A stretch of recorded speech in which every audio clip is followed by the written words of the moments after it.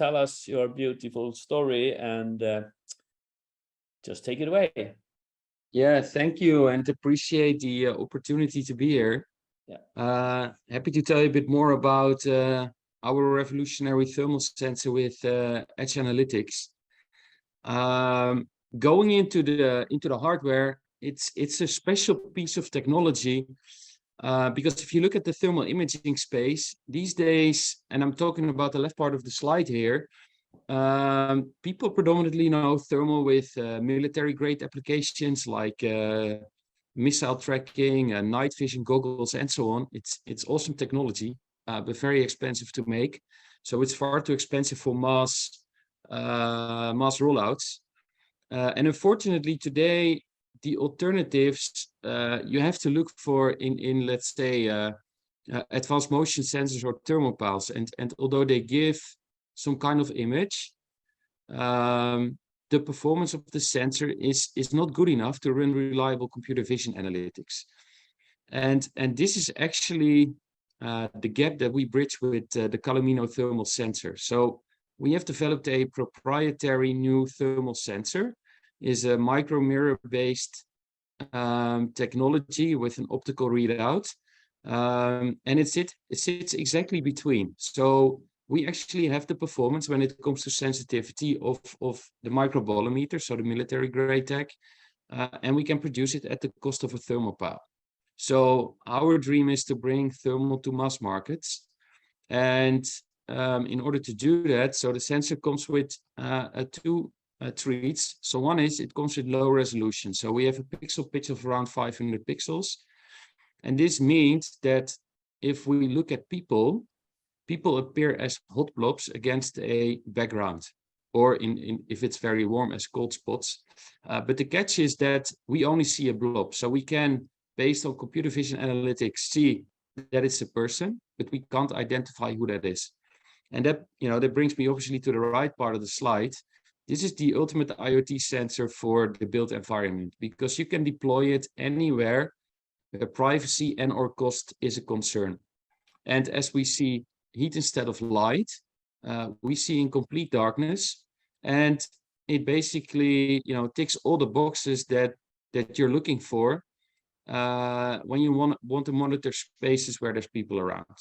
The second cool thing is that we have off-the-shelf analytics. So our sensor comes with Edge AI for sensing people, small animals, obviously hotspots, so temperatures, and how it looks like you see here in the middle. So on the left side, you get the clue on the, let's say, the form factor of the sensor.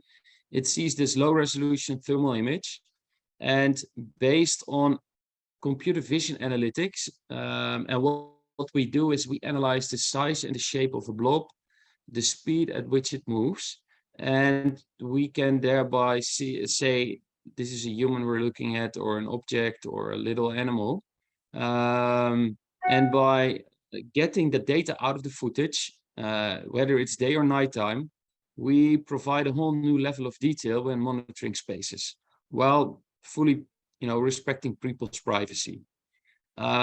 Obviously, when you look at the built environment, and we have a couple of other verticals we're targeting, I'll get back to you. But when we look at the built environment, obviously you can, think of a variety of applications around energy savings based on true occupancy and temperature. It's about security, evacuation support, fire safety, workplace management. And in the middle, so there's this video running. The visual reference, by the way, is just here for demonstration purposes. So the sensor sees this low-res image. On the right top, you see the algorithms running here.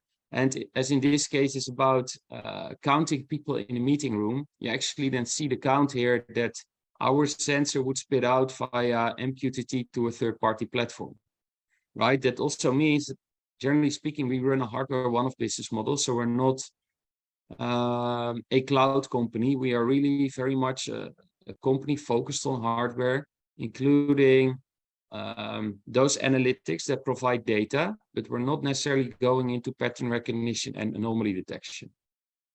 Looking at the smart building space, what you can do with it is obviously tracking everything that happens. So this is a real setup in Sydney. It's a 1,000 square meter space where we have deployed around 40 sensors covering the entire space, including a couple meeting rooms here. So if you look at the layout of the building and we've stitched the sensors together, we can exactly do real occupancy sensing. We know how people move through a building, so we could generate on a daily or weekly basis heat maps and trail maps of how this works. At the same time, counting meeting rooms, seeing hazardous hotspots. I think, yeah, there's an alert at the left bottom. But one of the very interesting features, obviously, is that, one second, I'm sorry, is that we have real thermal mapping of the space. And now I want to pause it a bit. I don't succeed. Well, it will come up. Basically, what we have is for a space for every 20 square centimeters is the real-time temperature that can be off by 1 degree, so it's very accurate. But once you start correlating occupancy with real temperatures in a space, this is the real data that one need to increase a building's efficiency when it comes to heating, cooling, lighting control, and so on. And obviously what we see in Sydney, for example, is also when in the morning or in the afternoon, there's direct sunlight coming into the space. We actually see temperature rising in certain areas of the space, which you can then feed into your HVAC system or other controls in order to, optimize comfort savings, and so on. So this is a, really awesome technology to create a safer, secure, and efficient space. The second vertical we're targeting heavily is the one of rodent control. So we're currently live at 20 food processing facilities in Japan. We do this together with Mitsubishi. They're actually one of our investors and distributor of the, let's say, of the platform. And as you see here, it's just a short demo. But obviously these animals are warm-blooded, so they're also, providing a heat signature. And we can do real surveillance of these animals far better than high-resolution visual with IR overlay, as you see in the visual reference. And that means that this is the first real surveillance system of rodents, actually allowing us to monitor behavior of the animals. And this is obviously the next big thing, because so far state of art in this industry is connected traps and having a platform around, when you catch these animals and when you need to send an operator to clean the trap. But this is everything about knowing where these animals are, how they appear, where they appear, how they move around, based on which one can make a plan how to get rid of those animals. And obviously the third thing I'd like to show you is, this is the perfect tech for remote monitoring of your assets. It's about anomaly detection, changing patterns in order to improve preventative maintenance procedures. And obviously it's all about real-time fire safety. We had it was a pity example, obviously, but in Japan, one of the food factories of one of our customers burned down 3 weeks ago. Unfortunately, our sensors were there to monitor the rodent, of course, but we figured out after getting the footage and details around the fire that we would have been able to send a signal 10 minutes faster than the smoke detectors did, right? So this is a very powerful technology that can help one to tackle multiple challenges at the same time. Now, if you look at how we go to market, we obviously have the OEM sensor, which people can integrate into their own hardware and user product. At the same time, we do have plug-and-play products, both for the industrial environment as well as for the, let's say, for commercial real estate. It can come with a variety of connectivity specs. And then it's really plug and play, and you just go with occupancy sensing or rodent detection or whatever. If you look at right now, what we do is, so we're targeting a couple of verticals. We're working with a couple of famous names. So, and they're all trying to develop meaningful new products that improve our lives. So, for example, with Siemens, we're working on improving efficiency of greenhouses. With Rosenbauer, it's all about fire safety. ABB is all about energy efficiency. With Optex, is a Japanese company. We work on safety security applications. Obviously, Mitsubishi is about rodent, and a very big vertical for us is senior care.